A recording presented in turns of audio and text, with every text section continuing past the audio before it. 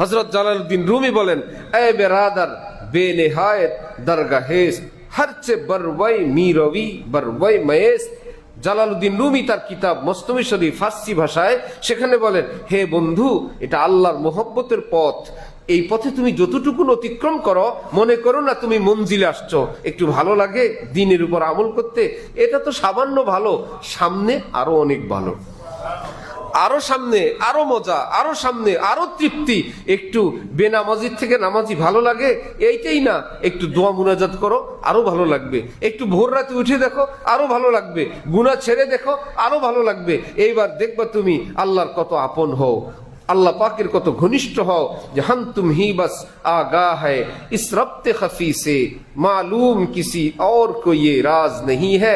তখন তুমি বলবা, আল্লাহ, গোপনে গোপনে আপনি আমাকে ভালোবাসেন, আর আমি যে আপনার জন্য মহব্বত করি আমি অন্তরে সেটা টের পাই। আমাদের দুজনের এই গভীর গোপন সম্পর্কের কথা পৃথিবীর কেউ জানে না। বান্দা নিজেই টের পায় যে আল্লাহ আমাকে আদর করেন। আজলবে না দিদা সদবু সারসিদ মঞ্চে গোয়াম রুচে লজ্জত চশিদ।